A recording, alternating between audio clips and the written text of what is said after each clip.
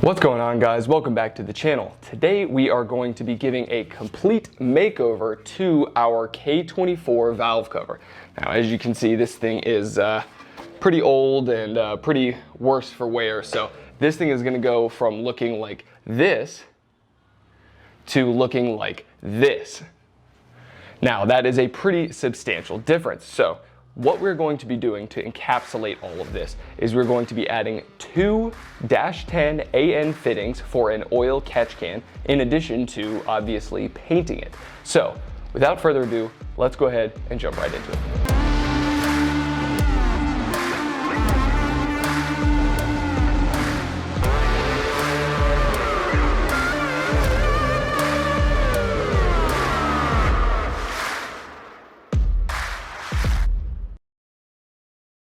So first, let's talk about why we're doing this and what we're really after. So what we're trying to do is increase the capability of our PCV system. And what that stands for is positive crankcase ventilation.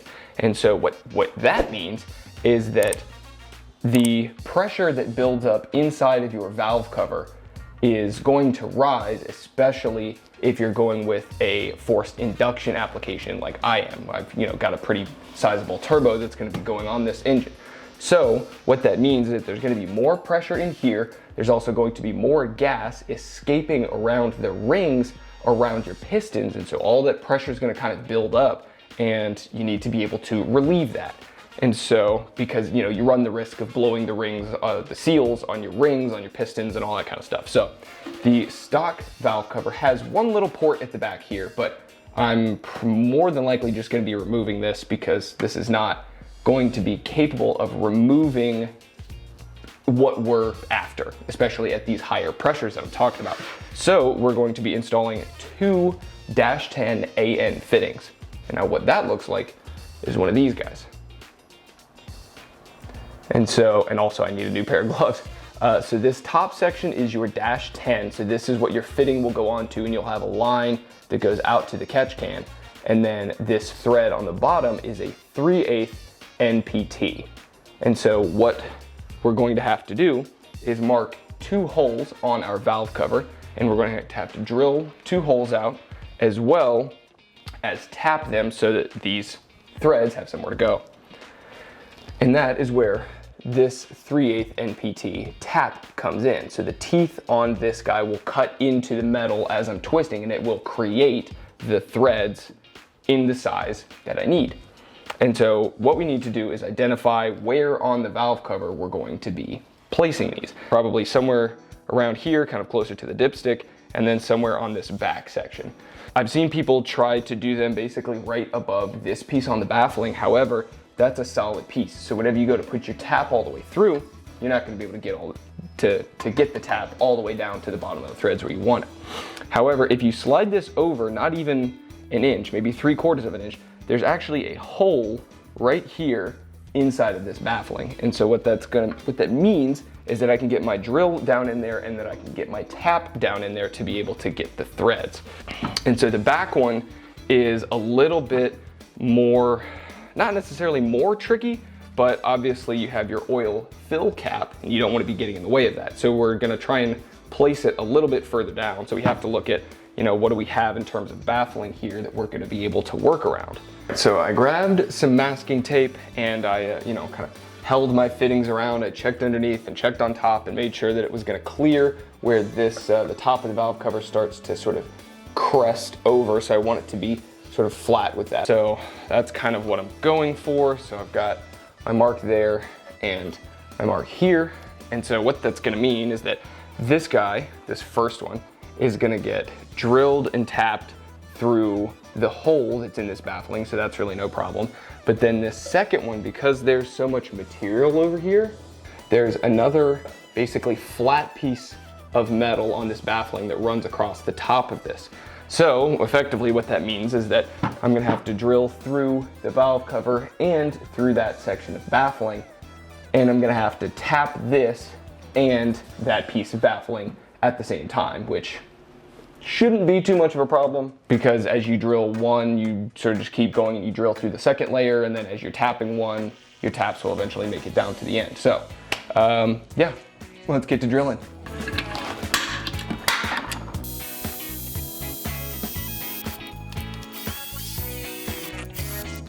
So that bit that I was using was like an 11/16, I believe. So now we are gonna jump up to the big boy. This is that 37/64 that I got. I'm gonna need to back this chuck way out. Oh. All right, let's give it a try.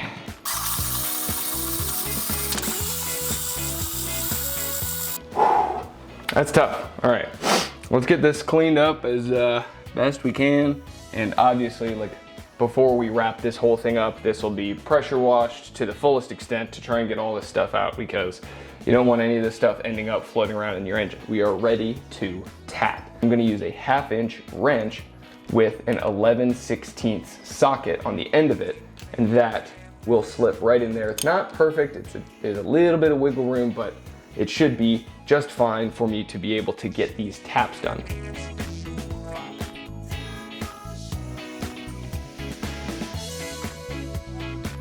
So I have not threaded this all the way into the bottom. I've got maybe 2 or 2.5 threads left to go, but that's where I'm gonna leave it, because of the fact that if you wedge this all the way down to the very bottom thread, whenever you go to put your fitting in, you want that to be a tight seal. So you want the threads to be a little bit tight. You don't want it to be tight enough to the point where you go to screw it in and you strip the threads out, but you want it to be a little bit tight. Even though you're gonna seal it with some tape or some pipe sealant or whatever, I'm still gonna leave about 2 threads here. So let's test fit this first fitting and we'll see if we're gonna be good here. So I've got the fitting in, and as you can see, so yeah, it's not seated 100% of the way, which is fine because of the fact that it has an extra lip there. So this is gonna have, I'm gonna have some Teflon tape, and I'm gonna wrap the threads with the tape whenever I go to throw this in, so that fitting will be nice and tight.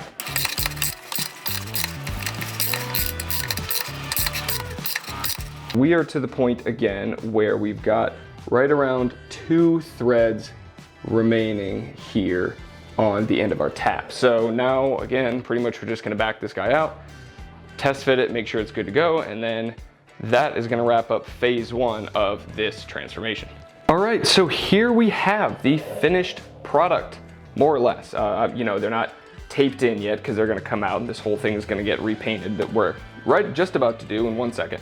All right, so it is a whole day later. I was kind of starting to run out of light, and I didn't want to get halfway through the process and then not be able to finish it. So I decided to just wait until the next day to jump right back into this. I got a fresh new cut, and we're ready to get started. So let's talk about it. So I got this thing all completely washed out to the best of my ability. So effectively what I was trying to do was just remove any of those metal shavings that had built up in the nooks and crannies. What we are gonna have to do at this point is strip off all of this old silver paint. So what that means is that we're gonna have to use some aircraft remover, which is somewhat dangerous to work with, so you absolutely want to be wearing gloves, absolutely have a respirator on when you're working with it, especially if you're using the spray kind versus the liquid application type. So yeah, I'm going to show you guys me hanging up all of my plastic tent that I did yesterday before I kind of called it quits for the night. And so yeah, at this point we're pretty much ready to start masking off some of the ports and such that we don't want to get that aircraft remover down into.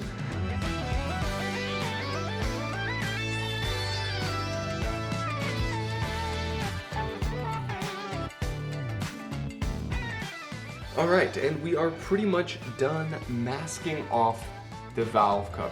We've got all of the little individual holes covered up and pretty much ready to go.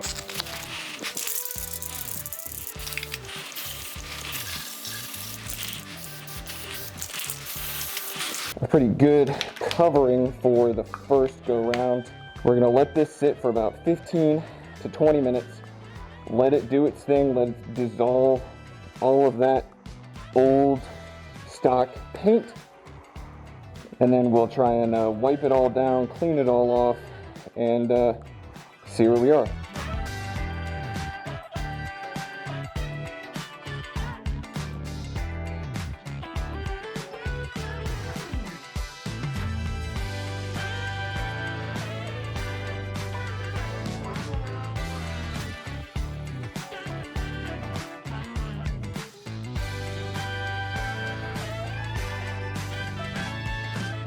All right, so let me show you guys where we're at.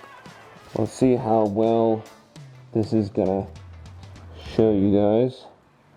So as you can see, it's not 100% perfect. There's still definitely some areas, but yeah, so that's what it looks like. So this is going to be good enough for, removing the majority of the stock paint. So what I'm gonna need to do now is obviously rinse all this off, wash it down, get it cleaned up. And now I'm gonna need to go through and sand all of, well, sand to prep, but before I sand to prep, I need to sand down all the rest of the spots where the paint didn't come off. This down in here is gonna be pretty tricky.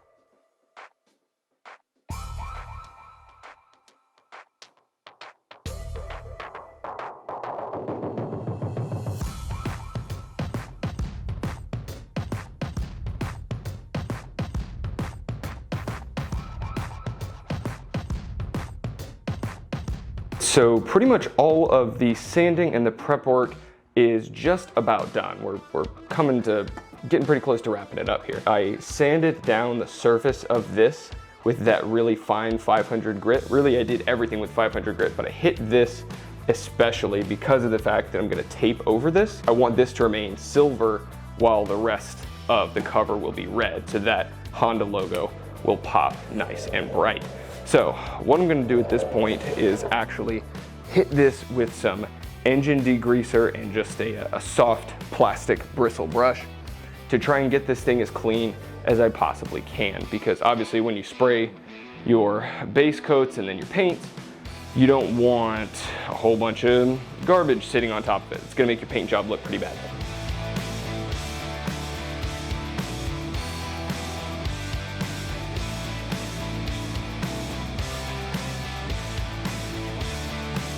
I have cleaned and dried this thing off to the best of my ability. And we're at the point where I would be ready to paint. However, whenever I cleaned it, I took off all of my masking. So like all of these holes are now open again. Back to taping.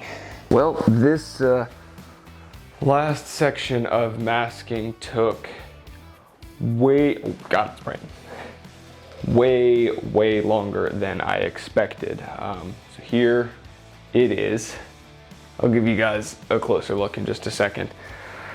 But man, dude, doing that the Honda logo in tape took quite a long time. It was probably another hour of just applying tape and tinfoil. Let's go over what we did. I'll show you the inside. So I taped up my 4 spark plug holes and then all of these other smaller holes in here at the top, as well as these 2 on the bottom. I taped inside instead of taping outside because of the fact that if I tape them on the outside, it's just gonna cover up where the paint's gonna be. And so these teeny little holes are gonna be covered up by hardware, so I'm not too concerned with that. But also at the same time, this spark plug channel is gonna be covered by your cover. So it's like, well, it almost doesn't matter if I even paint this or not, but of course I'm gonna paint it. So yeah, I have those taped on the bottom and then tin foil added on top just for extra paint spreading resistance. And so I've done the same with these 3 holes, 4, 5, 6, 7. So this is one of those things that I wanted to tackle on my own, and if I screw it up, then I can take it to a shop and have them fix it, basically. So yeah, it's getting pretty late. It's almost 8 o'clock, and if this was the summertime and the sun was gonna be out until 9, I would go ahead and just paint it now. But, and again, if I wasn't filming it, I would just paint it now. but because of the fact that I want to be able to capture it for the channel and for everybody here watching, I think I'm gonna have to wait another day. So we will see you guys in 2 more days. And we are back, but before we get to painting, I did a little bit of research on, valve cover reconditioning, and what I decided to do is that all of that masking on the Honda letters, I think I'm gonna pull that off and I'm gonna go with something different. So in the research that I was doing, it seems like there's quite a few people out there who, instead of masking off all these letters, will actually go through with like Carmex, chapstick, or Vaseline or something of the similar, and just essentially coat the tops of these letters. Now, because of the fact that these are raised, these have like a couple millimeters of standoff, I could just paint right over them and then come through and sand the paint back off of this top layer. But I think that applying a little bit of a release coating, essentially, on the top of this will help me to peel that paint off, and then if I need to sand down any little small areas for details on corners and edges and things like that, I can do that later. So I'm gonna get all of this pulled off. Unfortunately, this took me like an hour to do, but yeah, I'm gonna go ahead and get that pulled off, and we'll get this put onto the top, and then we paint.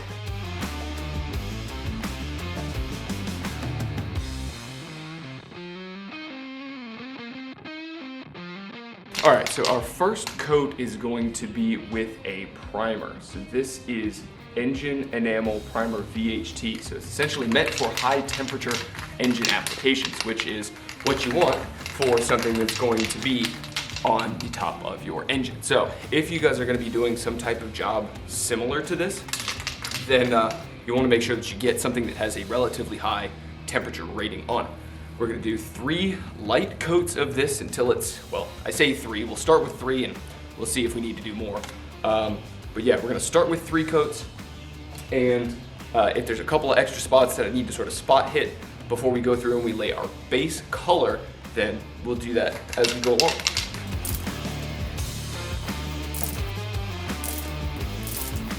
So that's going to be our first coat. It's very, very light. It's not even full coverage. We're starting to lay down the gray color on it, right? But you can still see a lot of the texture underneath.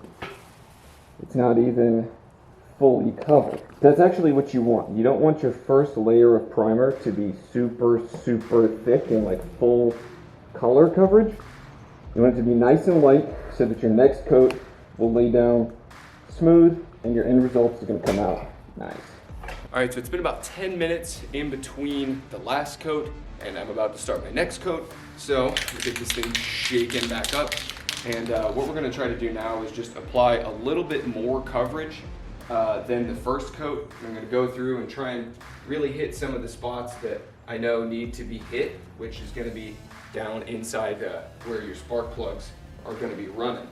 Which again is gonna be covered anyway, but I want it to look as good as possible. Well, I thought I started recording. I just sprayed the third coat. I talked about it a whole bunch, but anyway, now that we've got the third coat of the primer on there, and I'm going to give it a little bit of a visual. Actually, I can see right here where the dipstick goes. Does not have amazing coverage. So I'm going to do that. Give that a little touch.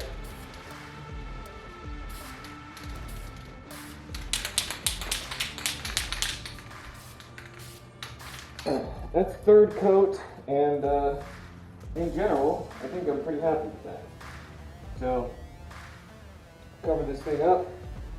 Now, in between your primer and your base color coats, you want to give it about 25 to 30 minutes, not only to let it dry, but also to allow it to fully set before you start applying your colors. So, we're going to give this a little bit more time, and then we'll get back to it. All right, so the primer has been laid. I'm pretty happy with the state that it's in right now with just the primer on it. So we're gonna go ahead and move on to our base color coats. So again, this is high temperature engine enamel paint.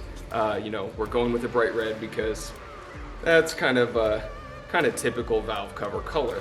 So, and it's also gonna match the red brake calipers, and it's gonna match the red seats, and everything else that I have planned for the future. It's all gonna line up. So this is kind of the beginning of that color scheme, really. So let's go ahead. And again, you wanna start with light coats. You don't wanna go super heavy off the jump. You don't want it to start running immediately. So yeah, this first coat is gonna be pretty light, and then we'll kind of continue to stack layers. I'm planning to just do 3 color layers. We may end up doing more than that, but we'll see how it goes.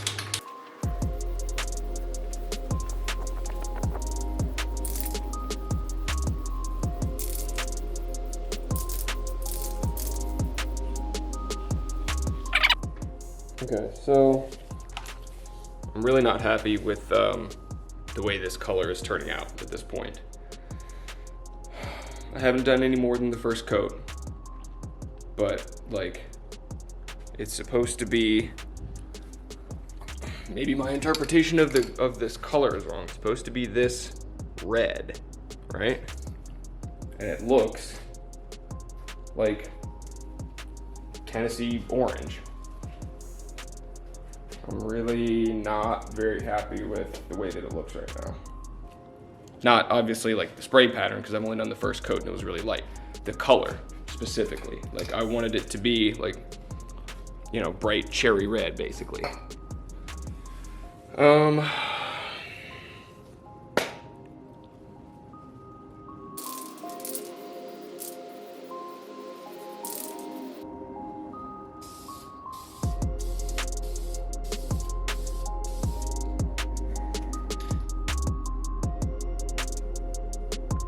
Looking very orange.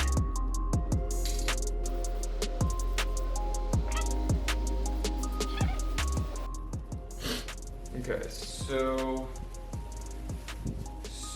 the second coat is looking a little bit better after having dried for a while, but I mean, I'm still not thrilled with it. It's still not exactly what I was hoping for. I was thinking it was going to be more this color, which is a much more standard red. I don't know how that's coming across versus the color of the valve cover at the moment, but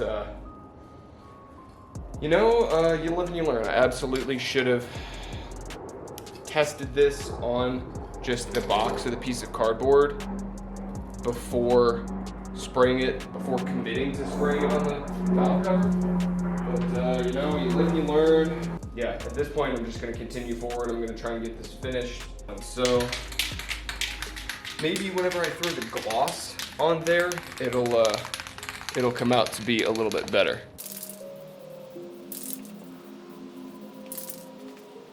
I mean, as the paint has gotten onto it and has started to really kind of set, it's starting to look a little bit closer to a darker red.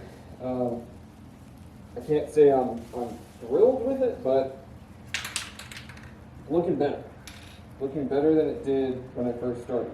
This spark plug channel, and of course all of these little ringlets, almost, if you want to call them that, are still looking like they need a little bit of help. So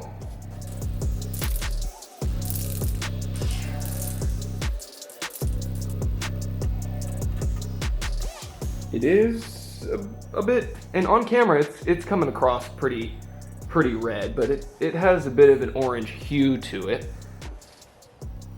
So, I mean, all things considered, I think that's pretty dang good. I don't know, maybe just because of the fact that it's kind of been sitting with me for a while. It's not a deep, dark cherry red. It definitely has more of an orangish red hue to it, but you know, I think it's gonna work for our purposes, for the sake of this build. So we are going to get our high gloss clear coat, and you can't see that because it's way too bright. Either way, this is a gloss clear coat. It's that same, you know, high temperature engine enamel. And so we're gonna do our first coat relatively light, gonna give it 10 minutes. We're gonna do our second coat about the same in terms of, you know, how heavy it is. And then the third coat is gonna be the final and heaviest coat of clear. it's more difficult to get clear coat to run than it is to get color to run. So you can lay this a little bit thicker than you would with your base color coats, but you still don't want to lay it super thick to the point where it's running all over the place. So I'm gonna get this mixed up.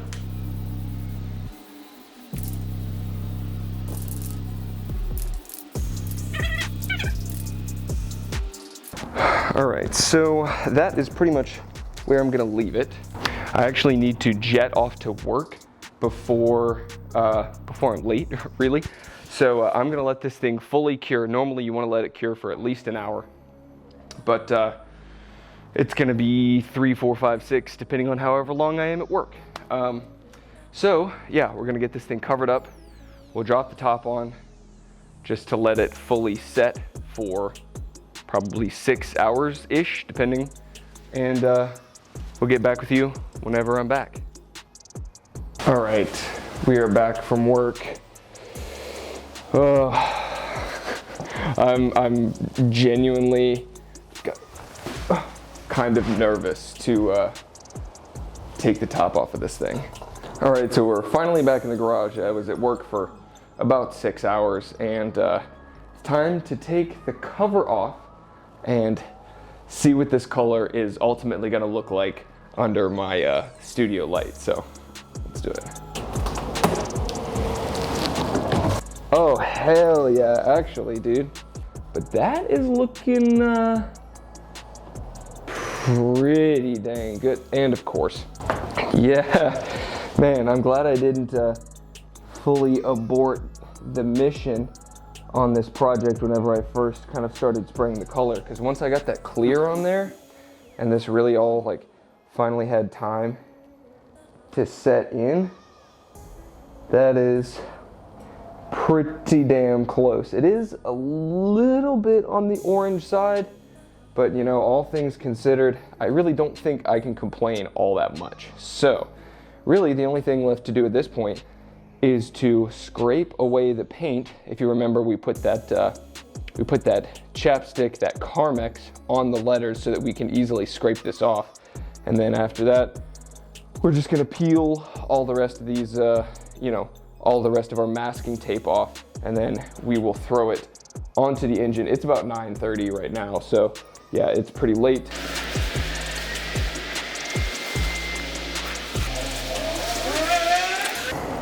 Oh,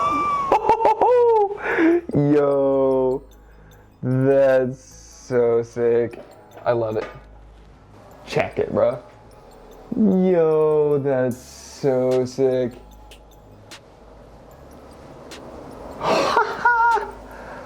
Man, I want to peel this thing, go through the process and do all that, but my battery is about to die, my microphone's about to die, and it's 10 o'clock. I need to get to bed. Yes, I'm an old man, it's 10 o'clock and I want to go to sleep. But tomorrow, we'll get this thing all unmasked, throw it on the engine, and then we'll get one final last look at it. And we're ready to pull all of the masking tape and the tin foil and everything else off of this valve cover. Let's do it. This is an exciting moment.